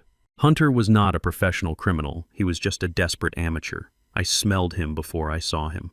The sharp chemical stench of gasoline drifted through the cracks of the front door, overpowering the smell of the rain-soaked earth. I moved to the window, peering through the blinds. A figure was moving on my front porch. It was Hunter. He was wearing a dark hoodie pulled low over his face and carrying a red plastic gas can. He was not just trying to scare me. He was splashing gasoline onto the wooden siding of the house I had built with my own 2 hands. He was pouring it over the front steps where Jasmine had begged for money just 24 hours earlier. He wanted to burn it all down. He wanted to burn me down with it. This was not just vandalism. This was an execution. I watched him fumble in his pocket, his hands shaking violently. He pulled out a silver lighter, the expensive kind he used to light cigars when he was playing the big shot. He flicked the lid open. The flame sparked to life, a tiny orange dancer in the darkness. Hunter's face was illuminated for a second. He looked deranged. His eyes were wide and hollow, his teeth bared in a rictus of hate. He raised the lighter, ready to drop it into the pool of gasoline at his feet, ready to turn my legacy into ash. But the fire never fell. Before he could let go, a dark shape tackled him from the side. It was the man from the backyard. He hit Hunter with the force of a freight train, driving him off the porch and onto the wet grass. The lighter flew from Hunter's hand, landing harmlessly in a puddle of mud where it hissed and died. Mike, the investigator, sprinted up the driveway, his flashlight cutting through the night, blinding Hunter, who was now writhing on the ground, pinned under the weight of the security agent. I opened the front door and stepped out onto the gas-soaked porch. The fumes were dizzying. I looked down at the man who had tried to kill me. Hunter was screaming obscenities, thrashing and spitting like a rabid animal. "Get off me!" he yelled. "I will kill you! I will kill all of you!" I walked down the steps, carefully avoiding the slick spots. I stood over him. He looked up at me, and for a second the screaming stopped. He saw that I was not afraid. He saw that I had been waiting for him. "You missed a spot, Hunter," I said, quietly, pointing to a dry patch on the railing. "If you are going to do a job, do it right. Or do not do it at all." Sirens wailed in the distance, getting louder every second. Mike had called them the moment Hunter stepped onto the property. This time, there would be no bail. This time, there would be no way out. Attempted arson. Attempted murder. The charges were piling up like bricks in a wall that would keep him enclosed for a very long time. The police cars screeched to a halt in front of my house, turning the night into a disco of red and blue. They hauled Hunter up from the grass. He was crying now, the rage replaced by the terrifying reality of his future. I watched them shove him into the back of the car. He looked at me through the window, his face pressed against the glass. I did not look away. I watched until the car disappeared around the corner, taking the last piece of the rot away from my life. I turned back to my house. It smelled like gas, but it was still standing. It was strong, just like me. I walked into the county detention center on a Tuesday morning. The air inside smelled of bleach and stale bodies, a scent that sticks to your clothes long after you leave. I sat on a metal stool in the visitation room waiting for my number to be called. When they finally brought Jasmine out, my heart cracked a little more. She was wearing an orange jumpsuit that was 2 sizes too big. Her hair, which she used to spend hundreds of dollars styling, was pulled back in a messy knot. Her face was scrubbed clean of makeup, revealing dark circles under her eyes that looked like bruises. She did not look like the arrogant woman who had sneered at me on her wedding day. She looked like a frightened child who had lost her way in the dark. She sat down on the other side of the thick plexiglass partition. She did not pick up the phone at first. She just looked at me, her eyes filled with a mixture of shame and lingering defiance. She was still waiting for me to fix it. She was still waiting for her father to pull out a checkbook and make the bad men go away. I picked up the receiver. She slowly did the same. "You look tired, Jasmine," I said. My voice was not angry. It was just tired. She let out a shaky breath. "Get me out of here, Dad," she whispered. "Please. I cannot stay here. The women in here are crazy. I am scared." I looked at her and shook my head. "I cannot get you out, Jasmine. You broke the law. But I came because we need to finish the conversation we started in the living room, the one about your mother." Jasmine's face hardened instantly. The fear was replaced by that familiar flash of anger. "Do not talk about Mom," she snapped.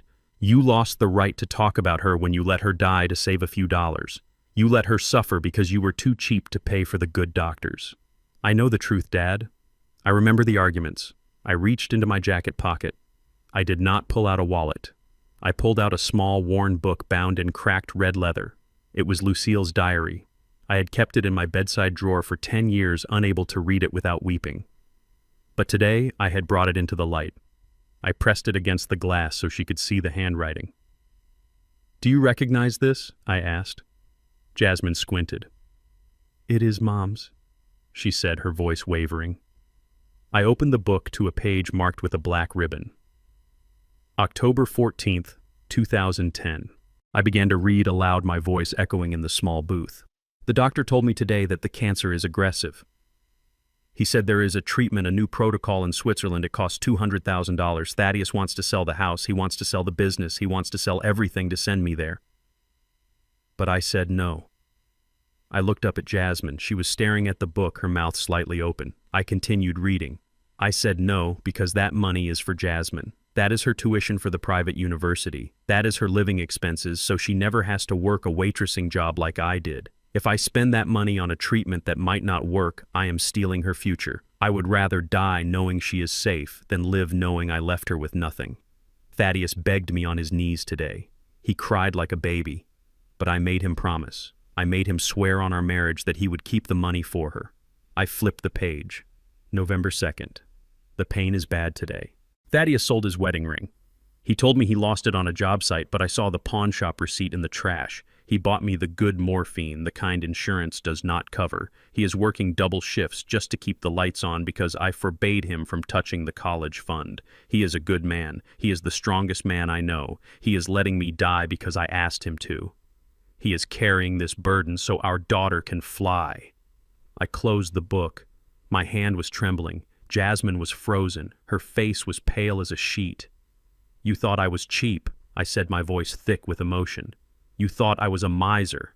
I was broke, Jasmine. I was broke because I was funneling every spare dime into an account with your name on it. I wore holes in my boots so you could wear designer heels. I ate beans and rice so you could eat sushi. And when your mother was screaming in pain in the middle of the night, I held her hand and I prayed for forgiveness because I was respecting her dying wish. I was saving you. I watched the realization hit her. It was like a physical blow. The narrative she had built her entire life around the story that justified her hatred and her greed shattered into a million pieces. She looked at me, and for the first time she saw the truth. She saw the sacrifice. She saw the love that was so fierce it had endured her hatred for a decade. No, she whimpered. No, that is not true. You are lying. It is in her own hand, Jasmine, I said, holding the book up again. You killed her, she whispered, but the conviction was gone. No, Jasmine, I said softly. She gave her life for you, and you took that sacrifice, and you threw it in the mud for a man who left you to rot in a jail cell. Jasmine let out a sound that was not human. It was a wail of pure soul-crushing agony. She slid out of her chair. She fell to the dirty linoleum floor of the visitation booth. She curled into a ball, her forehead pressing against the cold metal beneath the shelf. She was sobbing so hard her whole body shook. The guard stepped forward, looking concerned, but I held up a hand. Let her cry. She needs this. She pulled herself up slowly until she was on her knees. She pressed her hands against the glass partition. Her face was wet with tears and snot, her eyes red and swollen. Dad, she choked out. Dad, I am so sorry. Oh God, I am so sorry. I did not know. I did not know. She pressed her forehead against the glass as if she was trying to push through it to get to me. I am a monster, she sobbed. I treated you like garbage. I stole from you. And you were the only one who ever really loved me. Please, Dad. Please forgive me. I will do anything.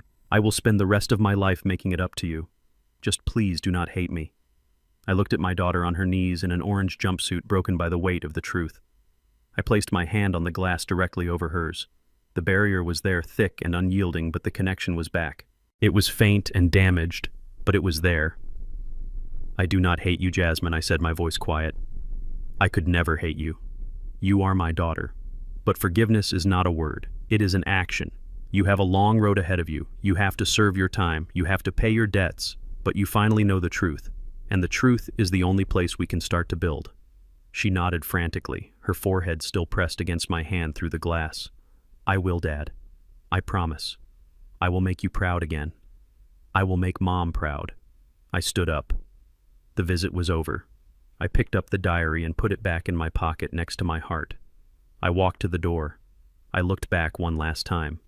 She was still on her knees, watching me leave, her eyes filled with a pain that was finally real. It was the hardest thing I had ever done leaving her there, but I knew she was safer in that cell with the truth than she had ever been in that penthouse with a lie. The courtroom was a theater of the absurd, packed tight with reporters who smelled blood and former investors who wanted their pound of flesh. Hunter sat at the defense table looking like a king holding court rather than a criminal facing justice. He had traded his torn tuxedo for a charcoal gray suit that cost more than my truck. His hair was perfectly coiffed, his chin held high in a pose of misunderstood nobility. He whispered to his lawyer, a man named Sterling, who was known for turning sharks into goldfish. Sterling stood up and paced before the jury, his voice dripping with false sympathy. He painted a picture that made my stomach turn. He described Hunter as a visionary, a genius boy, wonder who had flown too close to the sun because he was trying to satisfy the insatiable greed of a woman. He pointed at the empty chair where Jasmine should have been. He called her a siren. He claimed she demanded the penthouse, the cars, the vacations. He said Hunter broke the law only because he was a man desperately in love trying to keep a high-maintenance woman happy. Hunter wiped a fake tear from his eye looking at the jury with the face of a martyr. He was not defending himself. He was sacrificing his wife. He was building a life raft out of her reputation and climbing on top of it to stay dry. It was a masterclass in narcissism. He smirked at me when the lawyer turned his back, a tiny fleeting expression that said he thought he was going to win. He thought he could charm his way out of a federal indictment just like he charmed his way into my daughter's life. Then it was my turn. The bailiff called my name and I walked to the stand. I did not look at Hunter. I looked at the jury. They were regular people, a teacher, a mechanic, a nurse, people who worked for a living, people who understood the value of $1. Sterling tried to rattle me during cross-examination. He asked if I was a bitter father. He asked if I was jealous of Hunter's education. He tried to paint me as an angry blue-collar worker with a grudge against the upper class. I let him talk. I let him spin his web. And then I opened my mouth. I did not use big words. I used facts. I pulled out the binder Sarah and I had compiled. It was 3 inches thick and heavy with the weight of Hunter's sins. I walked the jury through the timeline. I showed them the bank transfer from Mrs. Higgins, a retired schoolteacher who lost her life savings of $80,000. I showed them the timestamp, 10:00 a.m. on a Tuesday. Then I showed them the credit card charge at 2:00 p.m. that same day, $80,000 for a diamond engagement ring. I looked at the jury and I told them the truth.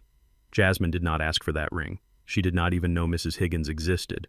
Hunter bought that ring to buy Jasmine's trust. He stole from a grandmother to groom a wife. I turned the page. I showed them the investment from a local bakery owner, $50,000 for a tech platform that did not exist. The next day, a down payment on the G-Wagon. I explained how Hunter used these gifts as props. He dressed Jasmine up like a doll, not because he loved her, but because she was part of the con. A beautiful wife in expensive clothes made him look successful. It made investors trust him. She was not his partner in crime. She was his billboard. I read the emails. I had subpoenaed emails where Hunter mocked Jasmine to his frat brothers, calling her easy to manipulate, calling her his ticket to credibility. The courtroom was silent. The sound of Hunter's pen tapping on the table stopped. His face drained of color. I had stripped away his mask. I showed the world that he was not a victim of love. He was a predator who used everyone he touched. Jasmine was guilty of being vain. She was guilty of being weak, but she was not the architect. He was. The jury did not need long. They came back after lunch. The foreman stood up and read the verdict with a voice that did not waver. Guilty. On all counts. Wire fraud. Securities fraud. Money laundering. The judge, a woman who had no patience for men who preyed on the vulnerable, looked at Hunter over her glasses. She sentenced him to 15 years in federal prison. No parole. She ordered full restitution to the victims. Hunter screamed. The arrogance finally broke. He wailed like a child as the marshals dragged him away, his expensive suit bunching up as he fought against the handcuffs. He looked at me one last time, his eyes wide with terror, but I felt nothing.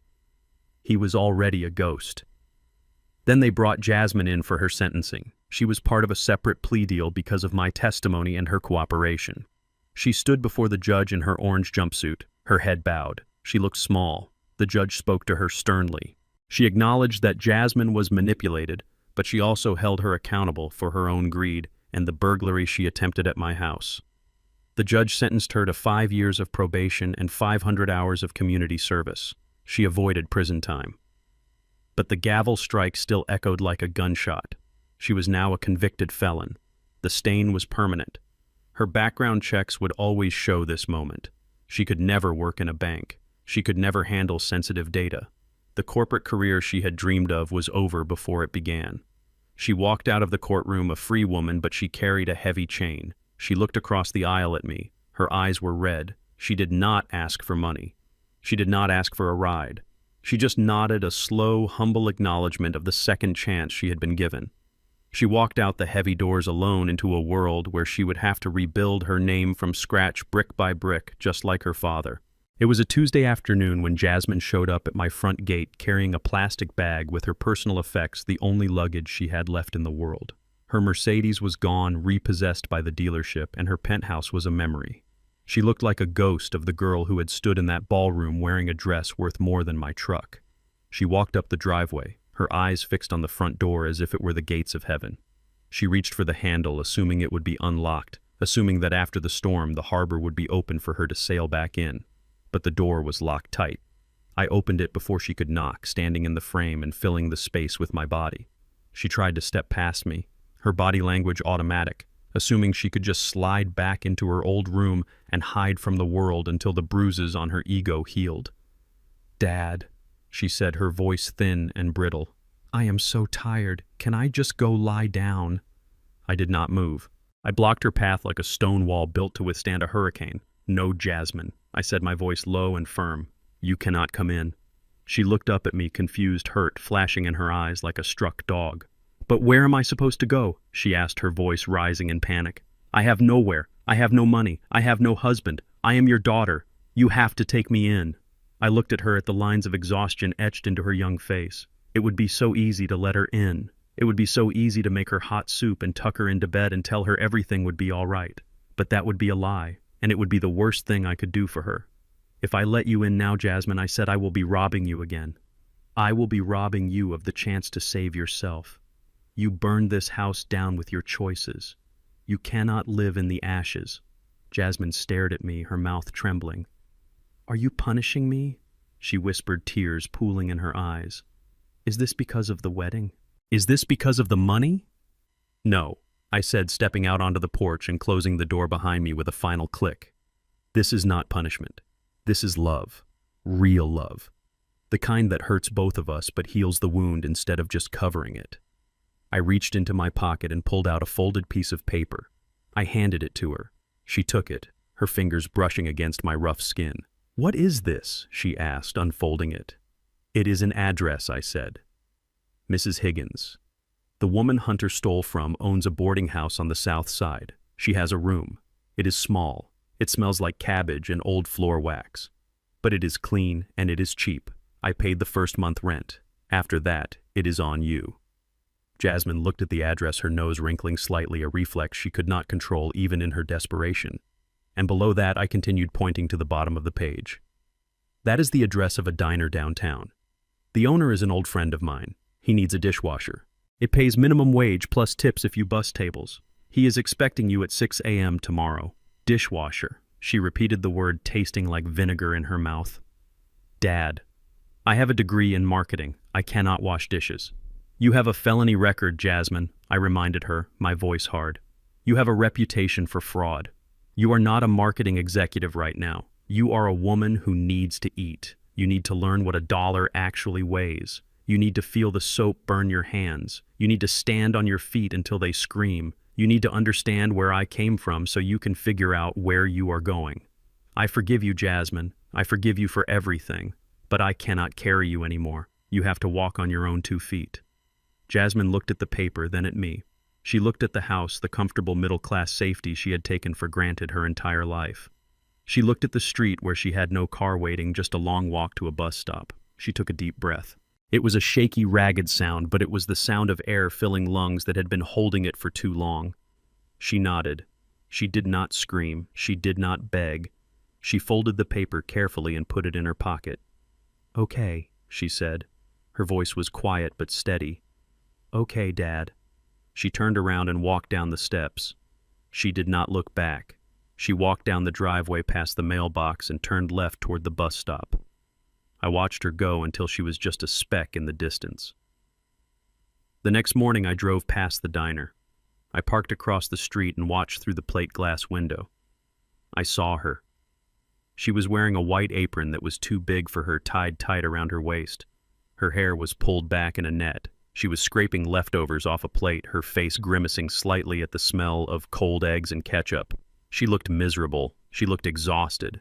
But she was there. She was working. She was earning her first honest dollar. She scrubbed a plate, rinsing it with the sprayer. Then she scrubbed another, and another. She was starting from the bottom, from a place lower than zero. But she was starting. And for the first time in years, I felt a flicker of hope. She was not a princess anymore. She was becoming a person. The for sale sign went up in the front yard on a Thursday morning.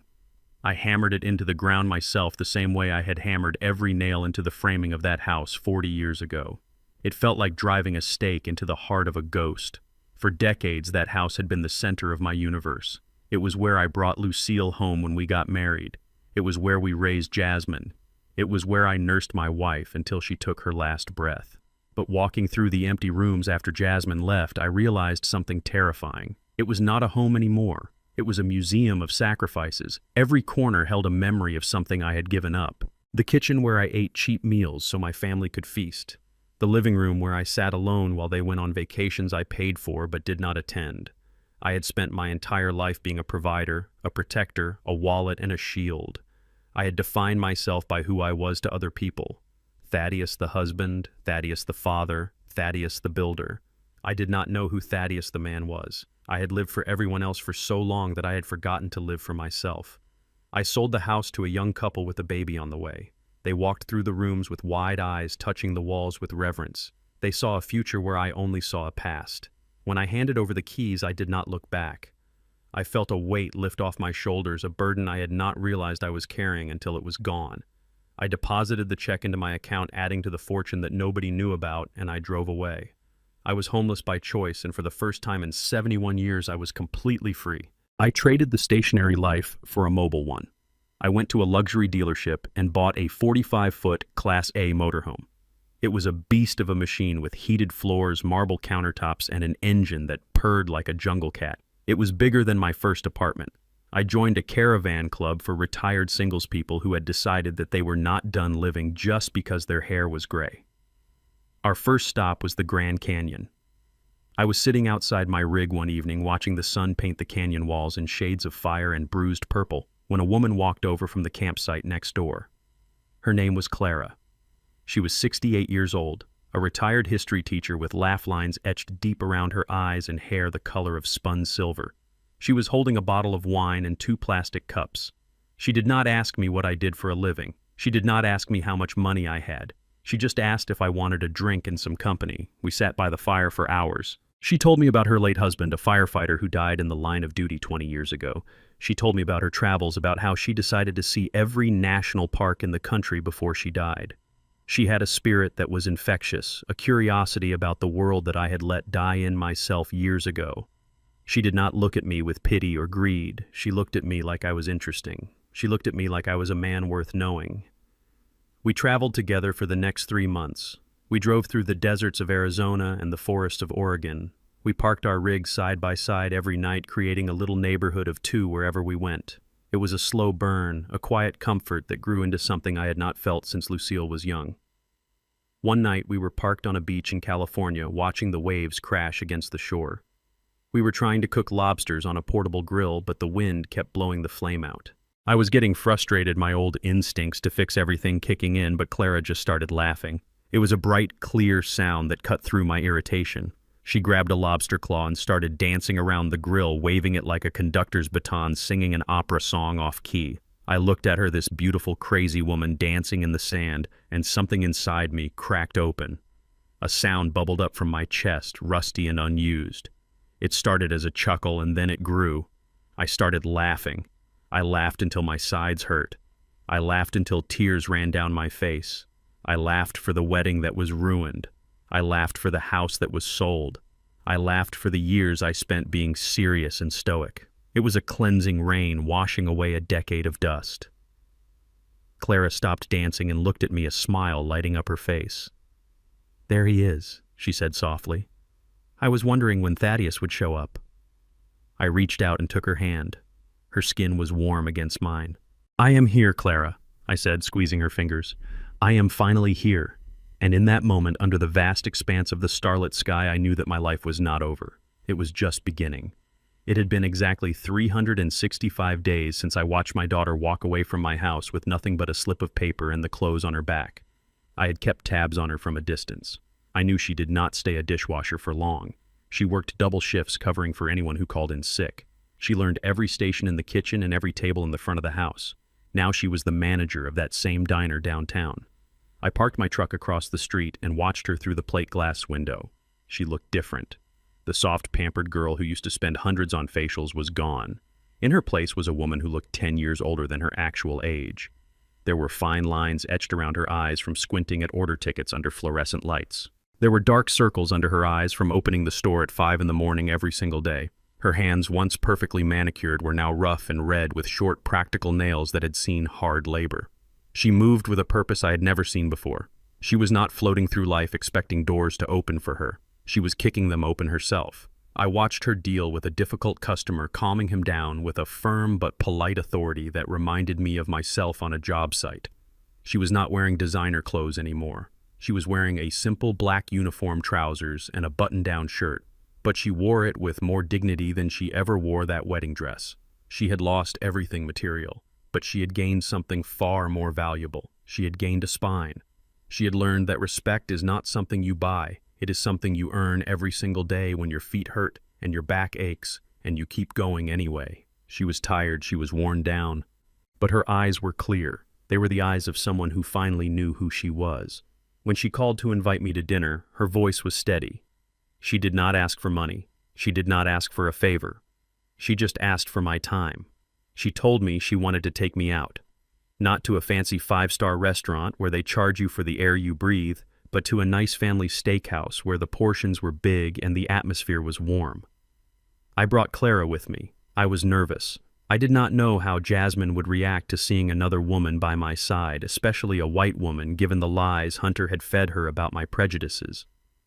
But when we walked in, Jasmine stood up immediately. She did not sneer. She did not roll her eyes. She smiled a genuine, tired smile. She extended her hand to Clara and said, "It is so nice to meet you. Thank you for making my father happy." We sat down and ordered. The conversation was easy. We talked about her work, about the crazy customers, about the leaking roof she had fixed herself in her rental. When the check came, I reached for my wallet out of habit. It was a reflex born of decades of being the provider, the one who solved every problem with a card. But Jasmine reached out and gently stopped my hand. "No, Dad," she said firmly. "This is on me. I earned this." She pulled out a worn leather wallet, not a designer clutch, and paid with cash. Small bills, tips she had saved, money she had sweated for. I watched her count it out. It was not a black card. It was not a wire transfer. It was real money. And in that moment, that pile of crumpled bills looked more beautiful to me than a $1 million check. She looked at me and said, "I wanted to show you that I can stand on my own 2 feet. I am not rich, Dad.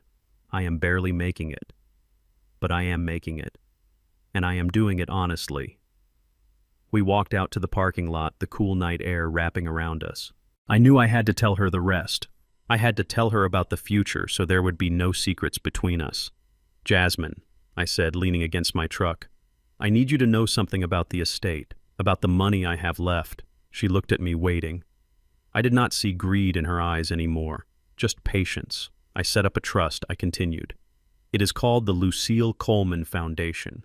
It is dedicated to helping single mothers get vocational training so they can build their own lives. Almost all of my assets are going into it. When I pass, you will not get a lump sum. You will not be an heiress. You will get a small monthly stipend, enough to keep you from starving, but not enough to stop you from working. The rest belongs to the foundation." I waited for the anger. I waited for the accusation that I was robbing her again. But it never came. Jasmine looked at me, and then she looked at Clara, and then she looked at the sky. She took a deep breath and smiled. It was a sad smile, but it was real. "That is good, Dad," she said softly. "That is really good. Mom would have loved that." She would have wanted to help people like me, people who needed a second chance. I do not want your millions anymore, Dad. I do not want the burden of it. I like knowing that what I have is mine. I like knowing that nobody can take it away from me because I built it myself. You do good with that money. Save someone else. I already saved myself. She hugged me then. It was not a hug asking for something. It was just a hug. And as she drove away in her used Honda Civic, I knew that the daughter I thought I lost was finally found. Hunter Vance was learning a new trade in federal prison Block D, and it was not fintech. He was pushing a mop bucket across the gray concrete floor, the water sloshing over the sides and soaking into his canvas shoes that were a far cry from the Italian leather loafers he used to wear. His face was a map of bad decisions. There was a fresh purple bruise blooming on his left cheekbone, and his lip was split in the corner, a receipt for a debt he could not pay. In here, his charm was worthless. The men he lived with did not care about his credit score or his imaginary connections to senators. They only cared about commissary credits and respect, and Hunter had neither. He paused to wipe the sweat from his forehead, his hands trembling slightly. He looked toward the corner of the day room where a group of men were playing cards. One of them, a massive man with tattoos covering his neck, looked up and locked eyes with him. Hunter flinched and looked down at his mop water, quickly resuming his scrubbing.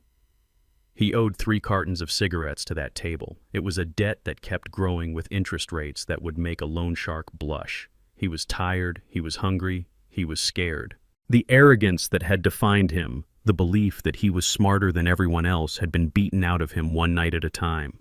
He realized now that the penthouse and the cars and the parties were just a dream he had stolen, and now he was waking up in a nightmare he had built for himself. He looked at the reflection in the dirty water. He did not see a CEO. He saw a con man who had conned himself right into a cage. There was no way out. There was no one coming to save him. He was finally paying the bill, and the currency was his life. 500 miles away, the world was wide open and painted in shades of burnt orange and gold. I sat behind the wheel of my 45-foot motorhome, the engine humming a low, steady rhythm that vibrated through the floorboards. Beside me, Clara had her feet propped up on the dashboard, a map spread out on her lap even though the GPS was running. She preferred the paper maps, she said, because they smelled like adventure.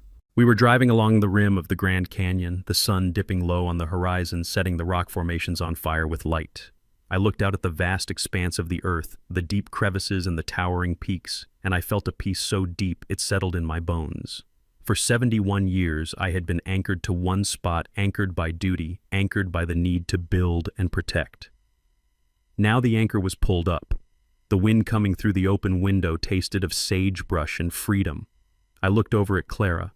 She caught my eye and smiled, reaching out to squeeze my hand on the steering wheel. We did not need to talk. We understood each other in the quiet spaces. We were 2 people who had finished our work and were now enjoying the reward. We were heading west toward the Pacific Ocean, a body of water I had never seen with my own eyes. I thought about the house I sold. I thought about the bricks I laid. They seemed like a lifetime ago. I was not Thaddeus the builder anymore. I was Thaddeus the traveler. I was Thaddeus the man who finally learned that the best foundation you can build is a life you actually want to live.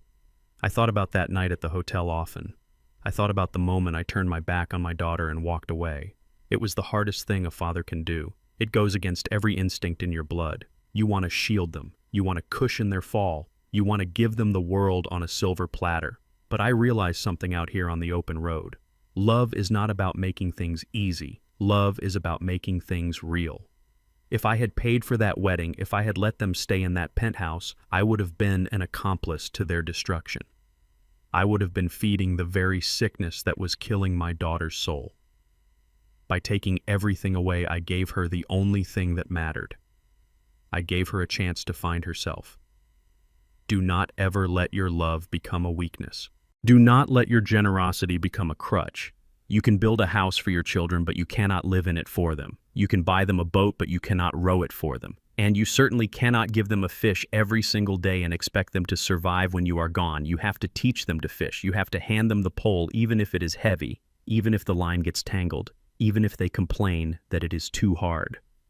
Because one day, the storm will come and you will not be there to hold the umbrella. They have to know how to stand in the rain. They have to know that their value does not come from a bank account or a last name. It comes from what they can build with their own two hands. I looked at the road stretching out ahead of us, a ribbon of asphalt leading into the future. I shifted gears and pressed the gas. The fish was worth a fortune, but the lesson was priceless. I am Thaddeus Coleman, and my work here is done. This journey taught me that the most dangerous thing a parent can do is cushion every fall. By cutting Jasmine off, I did not abandon her. I liberated her from the prison of entitlement. True wealth is not found in a bank account or a brand name. It is forged in the fires of struggle and self-reliance. Sometimes to save your child, you have to be the villain in their story. Real love is not about giving them what they want. It is about ensuring they have what they need to survive without you. Character, grit, and dignity. If you agree that respect must be earned, hit that like button and subscribe to the channel for more stories of justice.